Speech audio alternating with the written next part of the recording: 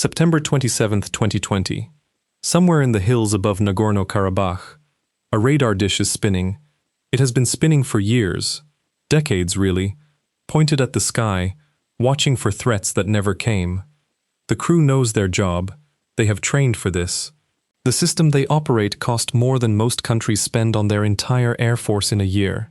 It is, by any reasonable measure, one of the most sophisticated pieces of military hardware ever fielded by a post-Soviet state. Then, something appears on the screen. Not a jet, not a missile, something slower. Something that has been circling overhead for the better part of an hour, patient as a vulture, waiting for exactly this moment, the moment the radar turned on. The crew has maybe seconds to understand what is happening. They don't get those seconds. The footage, recovered later and posted online, shows the radar vehicle from above. A small shape descends at speed, then a flash, then nothing.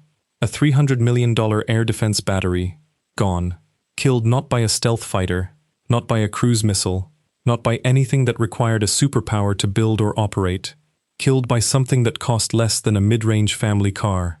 That something was the IAI Harop. And what happened in those 44 days in the autumn of 2020 didn't just end a war. It rewrote the rules of every war that comes after it. This is not a story about a drone. Drones are everywhere now. Every army has them. Every militia wants them. Every defense contractor is selling them. This is a story about a fundamental contradiction at the heart of modern air defense. A contradiction that the Harop didn't create, but exposed so completely, so publicly, and so cheaply that no one in any defense ministry on Earth can pretend they didn't see it. The most expensive radar in the world is only useful when it's turned on, and the moment it turns on, it becomes the most expensive target in the world. Armenia inherited its air defense architecture from the Soviet Union. That is not a criticism. It is a fact with consequences. The S-300PS, the variant Armenia operated, entered Soviet service in 1982. By 2020, the newest components in Armenia's batteries were pushing 40 years old. The system was designed to defeat the threats of the Cold War. High-altitude bombers, supersonic jets, ballistic missiles launched from NATO territory. It was not designed for a world where a small country could buy a loitering munition from a foreign arms dealer and have it operational within months. The S-300 family is genuinely impressive. The 30N6 engagement radar can track up to 100 targets simultaneously. The 5V55 missile family reaches out to 90 kilometers. A single battery can engage 6 targets at once. Against a conventional air threat, a formation of strike aircraft, a salvo of cruise missiles, it remains dangerous. But the S-300 has one requirement that cannot be engineered away. To shoot anything down, it has to see it. To see it, the radar has to transmit. And the moment that radar transmits, every anti-radiation weapon within 100 kilometers knows exactly where it is. This was not a secret. Military planners have known about the radar emission vulnerability since the Vietnam War, when American Wild Weasel aircraft first started hunting North Vietnamese SAM sites by homing in on their radar signals. The solution, developed over decades, was to keep radars off until the last possible moment, to use passive sensors, to network systems together so no single radar had to stay on for long. These are real solutions. They work against conventional threats. Against a weapon that can loiter for 6 hours and wait, they don't work at all. Azerbaijan had been buying Israeli weapons for years before 2020. The relationship between Baku and Tel Aviv is one of the more quietly consequential arms partnerships of the past 2 decades. Azerbaijan provides Israel with access to airfields close to Iran. Israel provides Azerbaijan with some of the most capable drone technology on the market. The Harop entered Azerbaijani service around 2016. The contract value was never officially disclosed, but estimates place the total procurement at somewhere between $60 million and $100 million for an initial batch. That sounds like a lot of money, until you compare it to what it was being bought to defeat. Armenia's S-300 batteries, 2 confirmed operational systems by 2020, represented an investment of somewhere between $600 million and $1 billion, depending on which variant and what support infrastructure you include. Azerbaijan wasn't buying a weapon to match that investment. It was buying a weapon to make that investment worthless. The decision was made at the highest levels of the Azerbaijani military. The 2020 offensive, Operation Iron Fist, was planned with the explicit goal of neutralizing Armenian air defenses in the opening hours. The Harop was the instrument chosen for that task, not because it was the most sophisticated option available, because it was the right tool for a specific, well-understood problem. The Harop is built by Israel Aerospace Industries. It is not a large aircraft. Wingspan of 3 meters, length of 2.5 meters, maximum takeoff weight of 135 kilograms. It launches from a ground-based container. No runway required, no airfield needed, no support infrastructure beyond the launch vehicle itself. The engine is a small rotary unit, producing roughly 38 horsepower. That gives it a cruise speed of around 185 kilometers per hour and a maximum speed approaching 420 kilometers per hour in a terminal dive. Neither of those numbers sounds impressive until you understand what they mean operationally. At cruise speed, the Harop can loiter over a target area for up to 6 hours. 6 hours of patience. 6 hours of waiting for a radar to turn on. The operational range is listed at 1,000 kilometers from the launch point. In the confined geography of Nagorno-Karabakh, a conflict zone roughly 60 kilometers wide, that range means the Harop can be launched from deep inside Azerbaijani territory and still have fuel to spare after reaching the front lines. It operates autonomously. The operator designates a search area and a target type. The Harop's onboard passive radar seeker then hunts for emissions matching the target profile. No data link required during the terminal phase. No GPS jamming can stop it once it has locked onto a radar signal, because it isn't following GPS, it's following the radar itself. That last point is the one that matters. The Harop doesn't need to know where the radar is. The radar tells it. The Harop carries a 23-kilogram warhead. Against a main battle tank, that is marginal. Against a radar vehicle, a truck-mounted antenna array with no armor to speak of, it is more than sufficient. The warhead is a shaped charge optimized for penetration before detonation. It doesn't need to destroy the entire vehicle. It needs to destroy the radar, the antenna, the processing unit, the power supply. Any one of those components, gone, and the battery is blind.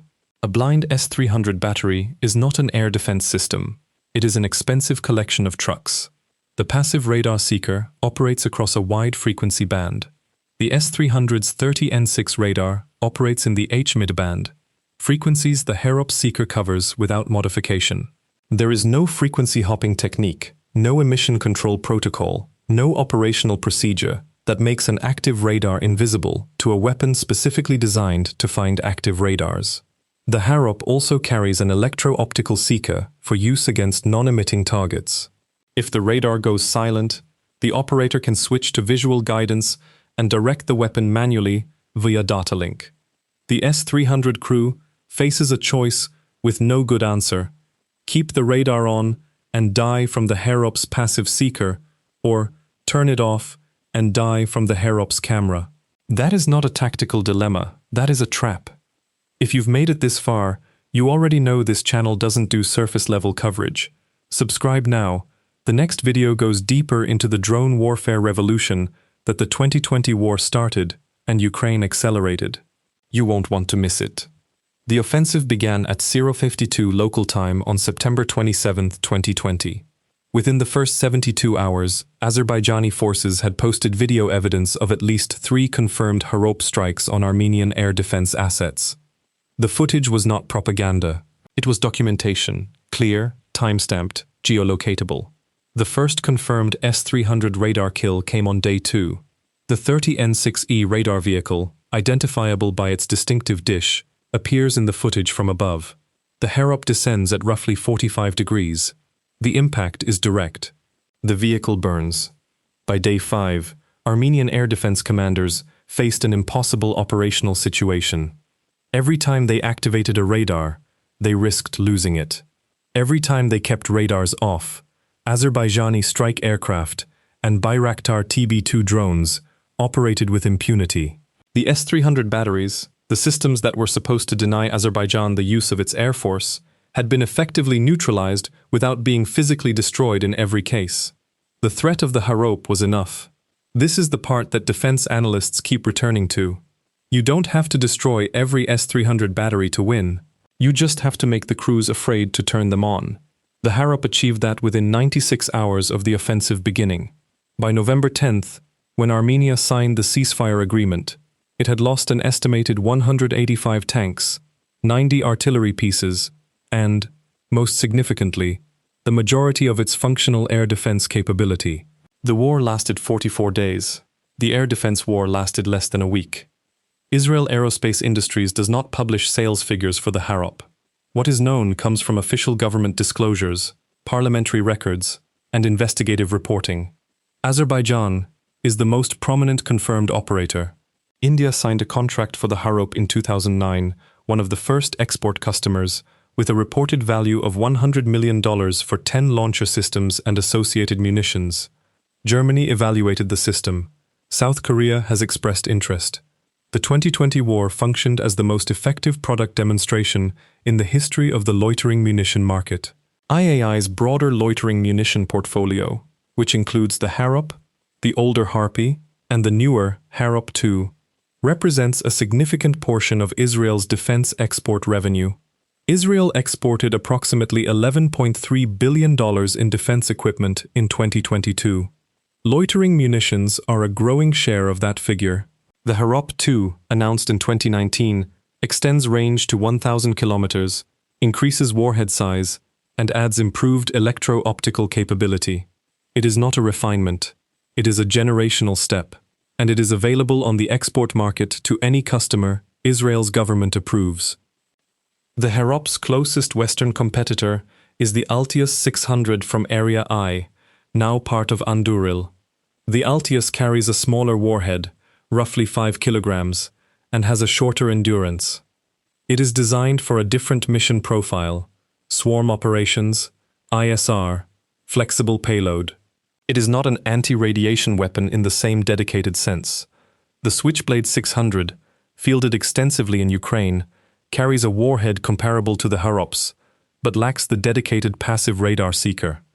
It relies on operator guidance throughout the terminal phase. That requires a datalink that can be jammed. The Harop's passive seeker cannot be jammed by the target it is hunting, because the target's own emissions are the guidance signal. Russia's own loitering munition, the ZALA Kib, is a smaller system with a 3-kilogram warhead. It has been used in Ukraine with mixed results. It does not have a passive radar seeker. It is not in the same category as the Harop for the specific mission of air defense suppression. The design philosophy behind the Harop is not do everything. It is do one thing perfectly. Find radars, kill radars, do it cheaply enough that you can afford to lose the weapon in the process. The S-300 is not a bad system. That needs to be said clearly, because the story of 2020 is sometimes told as a story of Russian incompetence or Armenian negligence. It is neither. The S-300 was designed for a specific threat environment that no longer exists as the dominant threat environment. It was designed for a world where the primary danger came from manned aircraft and ballistic missiles, threats that are large, fast, and detectable. It was not designed for a world where a 135-kilogram autonomous weapon can circle overhead for 6 hours waiting for the radar to blink. Russia has sold S-300 systems to 17 countries. The total value of those sales exceeds $10 billion. Every one of those customers now has to ask the same question Armenia's commanders were asking in October 2020. What is this system actually worth against an adversary with loitering munitions? The S-400, Russia's current flagship export, faces the same fundamental vulnerability. The 91N6E acquisition radar operates in the L-band. The Harop seeker covers L-band. The S-400 costs $400 million per battery. The Harop costs, at most, $100,000 per unit. You need 4 successful Harop strikes to destroy a battery. That is a $400,000 investment to neutralize a $400 million system. The ratio is 1,000 to 1. That is not an incremental advantage. That is a structural collapse of the economic logic that has governed air defense procurement for 60 years. The Harop is not invincible. It is slow. At cruise speed, a A short-range air defense system, a Pantsir, a Tor, even a heavy machine gun with a trained crew can engage it. The Azerbaijani footage from 2020 shows Harops being shot down. Not many, but some. The passive radar seeker is effective against emitting targets. Against a radar that has gone completely silent, the Harop reverts to electro-optical guidance, which requires a data link and an operator. That data link can be jammed. In a high electronic warfare environment, the kind Russia operates in Ukraine, the Harop's effectiveness against non-emitting targets is genuinely degraded. The 23-kilogram warhead is optimized for soft targets.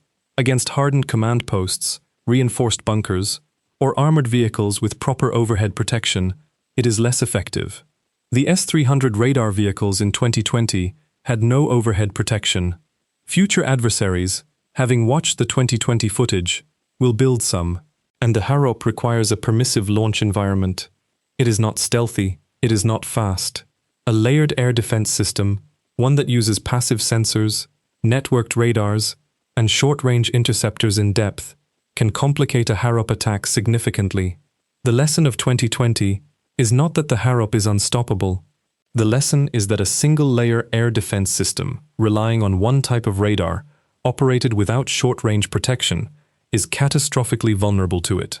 Armenia had a single layer. That was the real failure, not the S-300 itself, but the doctrine that treated it as sufficient on its own. September 27, 2020. Somewhere in the hills above Nagorno-Karabakh, a radar dish is spinning. The crew knows their job. They have trained for this. The system they operate cost more than most countries spend on their entire air force in a year. You know now what they didn't know then. You know that something has been circling overhead for the better part of an hour. You know that the moment they turned that radar on, they signed their own death warrant. Not because they were incompetent, not because the system was poorly maintained, but because the fundamental logic of their weapon required them to do the one thing that made them a target. The Harop didn't win the 2020 war by itself. Azerbaijan's ground forces, its Bayraktar drones, its artillery, its logistics, all of it mattered. But the Harop did something more consequential than win a battle. It demonstrated, in footage that every defense ministry on Earth has now watched, that the economic equation underpinning modern air defense is broken. Every country that has spent billions on S-300 or S-400 batteries is now sitting with a system that can be neutralized by a weapon that costs less than a luxury car. Every country that has been deterred from challenging those batteries is now reconsidering that deterrence. The question that nobody in any defense ministry wants to answer out loud is this: if a $100,000 drone can make a $400 million air defense battery functionally useless, what exactly have we been buying all these years? And who knew it first?